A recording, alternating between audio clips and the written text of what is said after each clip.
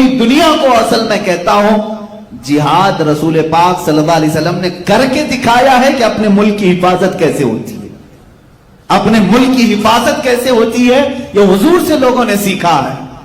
آج جو اسرائیل پوری دنیا میں ناچ رہا ہے اور ڈیفنس کی طاقت جس کی سب سے زیادہ ہے، دنیا پورے ہتھیار کس سے خرید رہی ہے؟ اسرائیل سے خرید رہی ہے۔ کہتے ہیں اس کا ڈیفنس کا جو پاور ہے وہ بہت زیادہ سخت ہے، اس پر کوئی اٹیک نہیں کرے گا۔ میں آپ کو تاریخ بتاؤں، 1965 یا 1955 کی بات، اسرائیل کا شروع کا دور ہے یہ۔ اس وقت جو وہاں کی ایک پرائم منسٹر تھی، اس سے واشنگٹن کے ایک نیوز رپورٹر نے ایک انٹرویو لیا تھا، کیونکہ اس کی پالیسی کیا تھی؟ اس زمانے میں اسرائیل میں کرائسس چل رہے تھے، قحط تھا، لوگوں کے پاس مال کم، جاب نہیں تھے، اتنی ترقی یافتہ نہیں تھا، لیکن وہ پرائم منسٹر جو لیڈی تھی وہ امریکہ سے ہتھیار خرید رہی تھی، ڈیفنس کے سامان خرید رہی تھی، تو ملک میں اس کے خلاف ایک لہر چل رہی تھی۔ جو اپوزیشن تھے وہ سب اٹھ کھڑے تھے۔ اس زمانے میں جب ملک میں کرائسس ہیں، ڈیفنس کے لیے خریدنے کی کیا ضرورت؟ پھر بھی اس نے خریدا۔ اس وقت ایک نیوز رپورٹر نے اس کا انٹرویو لیا، جو اب جا کر کے لیک ہوا تھا، جس کو میں نے پڑھا تھا۔ اس نے انٹرویو میں پوچھا کہ محترمہ، اس زمانے میں آپ اتنا بڑا جو سٹینڈ لے رہی ہے، فیصلہ لے رہی ہے، ملک میں حالات خراب ہیں اور بڑے بڑے ہتھیار آپ اس وقت خرید رہے ہیں، کیا کرو گے ہتھیار؟ اس عورت نے کہا، یہ جو کھانے پینے کے معاملات ہیں، دوپہر میں کھاتا ہے آدمی، شام میں بھول جاتا ہے۔ آپ کو کسی کو معلوم ہے پچھلے مہینے مجھے بھوک لگی تھی؟ کس کو معلوم ہے؟ یاد بھی نہیں رہتا، بھوک آتی ہے جاتی ہے۔ اس خاتون نے کہا، لیکن اگر تمہاری سرحدیں محفوظ نہیں تو تمہاری جان بھی جا سکتی۔ وہ عورت کہتی ہے، میں نے یہ جو سٹینڈ لیا، یہ جو ڈیفنس کے سامان خریدے، ایک شخص سے میں بہت امپریس ہو کر کے کی۔ اس نے پوچھا، کون ایسا شخص ہے؟ وہ کہتی ہے، پروفیٹ محمد صلی اللہ علیہ وسلم۔ یہودی عورت ہے، جیوز، ان کو کیا لینا دینا ہے؟ وہ کہتی ہے، میں نے پڑھا ہے ان کو۔ کہا، کیا پڑھا آپ نے؟ انٹرویو میں وہ عورت کہتی ہے، میں نے دیکھا محمد صلی اللہ تعالی علیہ وسلم کے جو فالوورز تھے ہمیشہ بھوکے رہے ہیں، اکثر ان کے گھروں میں کھانا ہی نہیں آتا تھا، بلکہ وہ خود فاقے میں تھے۔ یہاں تک کہ میں نے تاریخ میں پڑھا ہے، محمد صلی اللہ علیہ وسلم کا جس رات انتقال ہوا، جس دن انتقال ہوا، اس رات ان کے گھر میں چراغ جلانے کے لیے بھی تیل نہیں تھا۔ یہ تاریخ میں موجود ہے، حدیث پاک میں، ان کے گھر میں چراغ جلانے کے لیے تیل نہیں تھا۔ لیکن وہ عورت کہتی ہے، اسی گھر میں بہت قیمت والی 9 تلواریں لٹک رہی تھی، اس میں عالی شان امپورٹڈ تلواریں تھیں، باہر ملکوں سے لائی ہوئی، اس زمانے میں جو مشہور تھی وہ ان کے پاس تھی۔ جس کے گھر میں چراغ جلانے کے لیے تیل نہیں اور بڑے بڑے ڈیفنس کے ہتھیار ہیں، تو میں نے اسی سے یہ سمجھ لیا، اپنی قوم کی بقا ڈیفنس سیکھنے سے ہے۔ میں کہتا ہوں عزیزوں، پوری کائنات جو آج اپنا ڈیفنس سیکھی ہے، یہ میرے رسول پاک کا احسان ہے ان پر۔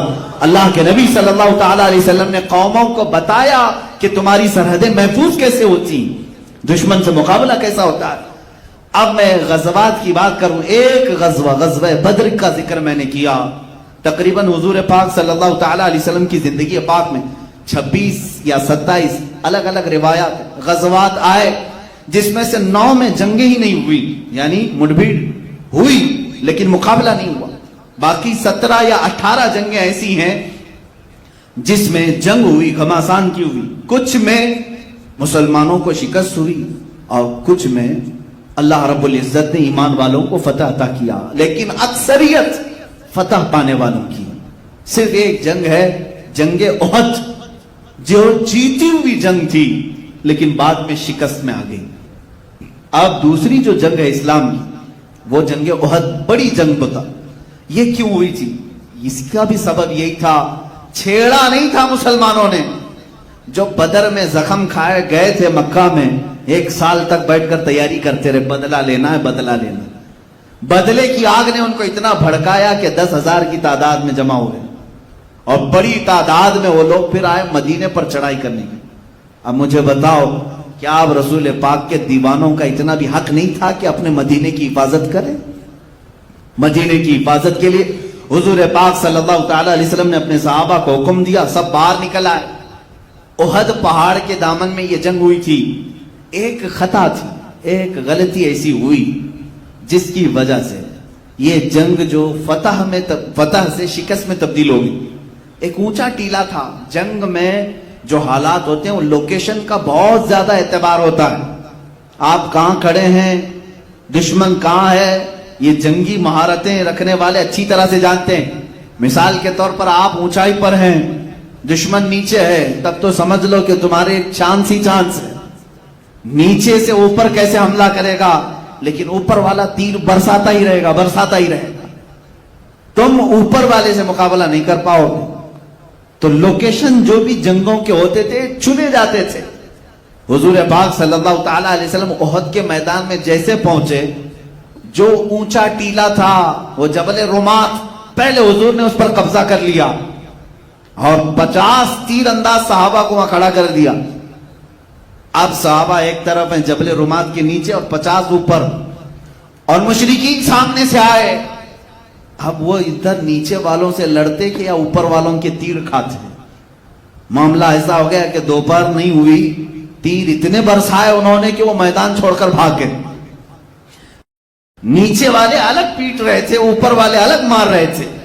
یہ حضور پاک صلی اللہ علیہ وسلم کی حکمت عملی تھی، وہ جنگوں کے لوکیشن کو بھی بہتر طریقے سے ترتیب دیتے تھے، اور حتیٰ کہ کون سپاہی کہاں کھڑا رہے، جھنڈا کس کے ہاتھ میں رہے، یہ سب میرے آقا کے فیصلوں پر ہوتا تھا۔ اللہ کے نبی صلی اللہ تعالی علیہ وسلم نے تیر اندازوں کو اوپر کھڑا کیا، تلوار والوں کو نیچے، جھنڈے والوں کو الگ مقام پر، اور کچھ ایسے ہوتے تھے جن کو مقدمت الجیش کہتے ہیں، یعنی سامنے ایک فوج کی ٹکڑی ہوتی تھی، وہ سیدھے دشمن کی صفوں میں گھس جاتے، ہلا مچ جاتا، سامنے کی صفیں ٹوٹ جاتی، تو پھر دشمن جو ہے اپنی صفوں کو بنانے میں ہی وقت گنوا دیتے تھے۔ تو اس میں جنگوں میں ترتیب ہوتی تھی کہ آگے والا، جس کو میمنہ کہتے ہیں، دائیں والا میسرہ کہتے ہیں، بایاں والا، الگ الگ بانٹ کر کے میرے آقا رکھتے تھے۔ اب ہوا یہ کہ مشرکین بھاگ گئے، اوپر کے تیر کھا کھا کر بھاگ گئے۔ اب ہوا کہ وہ 50 لوگوں کو میرے آقا نے فرمایا تھا جب تک میں نہ کہوں نیچے مت اترنا۔ حضور نے کیا فرمایا تھا؟ جب تک میں نہ کہوں نیچے مت اترنا۔ لیکن وہ مشرکین جب بھاگ گئے تو یہ 50 جو صحابہ تھے تیر انداز، انہوں نے کہا حضور نے تو جو فرمایا تھا جنگ ختم ہونے تک کے لیے، دیکھو نیچے وہ سب چھوڑ کر بھاگ گئے، باقی جو نیچے جو صحابہ تھے وہ مال غنیمت جمع کر رہے تھے۔ اوپر والوں نے کہا چلو ہم بھی نیچے جا کر مال غنیمت جمع کرتے ہیں۔ بعض صحابہ نے کہا انتظار کرو، حضور نے فرمایا جب تک میں نہ کہوں اترنا مت۔ تو وہاں 2 جماعتیں ہوئی، تقریباً 40 صحابہ اتر گئے، 10 باقی رہے۔ 40 لوگ جب نیچے میدان میں مال غنیمت جمع کرنے لگے، بھاگے ہوئے کافروں میں ہونہار خالد بن ولید بھی تھے، وہ مشرکین کی طرف سے آئے، ایمان لائے ہوئے نہیں تھے، اور جنگوں کی باریکیوں کو سمجھنے والے شخص تھے۔ دیکھا یہ جو لوکیشن خطرناک تھا ان کے لیے خالی ہو گیا ہے، جو 50 تیر انداز تھے اس میں 40 نیچے آ گئے۔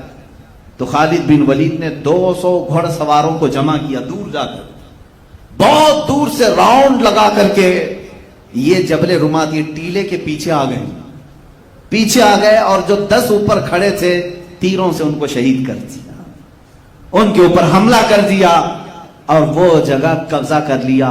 مسلمانوں کو سمجھ میں ہی نہیں آیا ہوا کیا، وہ نیچے میدان میں مال غنیمت جمع کر رہے تھے، 200 لشکری پیچھے سے آ کر حملہ کر دے، اور جو بھاگے ہوئے کافر تھے وہ بھی پلٹ آئے، جو مشرکین بھاگ گئے تھے مال چھوڑ کر وہ واپس آئے۔ ہوا یہ کہ پیچھے سے خالد بن ولید کا لشکر اور سامنے سے وہ مشرکین کا، بیچ میں مسلمان پس گئے، جس میں 70 صحابہ کی جانیں گئے، 70 صحابہ شہید ہوئے۔ اسی جنگ میں میرے آقا صلی اللہ تعالی علیہ وسلم کے اوپر ایک ظالم کافر نے لوہے کی ٹوپی حضور کے چہرے پر مارا، جس کی وجہ سے لوہے کی جو تانت ہوتی ہے حضور کے رخسار مبارک میں اندر داخل ہوئی، 2 دانت آپ کے شہید ہو گئے۔ اور خون گرنے لگا. حضور صلی اللہ تعالیٰ علیہ وسلم کے لیے یہ جو تکلیف آئی یہ صرف احد میں آئی. کتنا بڑا نقصان. پھر جو مال تھا وہ سب انہوں نے لوٹ لیا. اس میں بڑے بڑے صحابہ شہید ہو گئے. حضرت حمزہ حضور کے قریبی چچا جو شروع سے باڈی گارڈ کی حیثیت سے رہے میرے آقا کے, وہ شہید ہوئے. صرف شہید ہی نہیں بلکہ ان کا سینہ چاک کر کے ان کا کلیجہ باہر نکالا. اور یہ دردناک منظر دیکھنے کو ملا احد میں. حضرت عبداللہ بن جہش رضی اللہ تعالیٰ ان کو بھی کاٹ کاٹ کر کے ان کے کان, ہونٹ, ناک سب کو ایک کافر نے سوئی میں پیرو کر ہار بنایا, ہار بنا کر کے پہنا. حضرت مصعب بن عمیر رضی اللہ تعالیٰ جو سفیر اسلام تھے, اسلام کے خطوط لے کر بادشاہوں تک جاتے تھے, وہ شہید ہو گئے. بڑے بڑے صحابہ اس میں فوت ہوئے. اب مجھے بتاؤ اتنا بھاری جو نقصان ہوا کس کی بدولت ہوا؟ حضور پاک کے ایک فرمان کو ٹال دینے سے 70 جانیں صحابہ کی گئی. آج اندازہ کرو میرے عزیزو, آج جو تم رسول پاک کے فرامین کو ٹالتے ہو, اب 70 نہیں 70 لاکھ جانیں بھی جا سکتی, کیونکہ قرآن کہہ رہا ہے فَلْيَحْذَرِ الَّذِينَ يُخَالِفُونَ عَنْ أَمْرِهِ أَن تُصِيبَهُمْ فِتْنَةٌ أَوْ يُصِيبَهُمْ عَذَابٌ أَلِيمٌ. اللہ فرماتا چاہیے کہ لوگ میرے رسول کے حکم کی خلاف ورزی کرنے سے بچیں, ورنہ میں, اللہ فرما رہا ورنہ ان قریب تم کو فتنوں میں مبتلا کر دیا جائے گا یا دردناک عذاب میں گرفتار کر دیا جائے گا.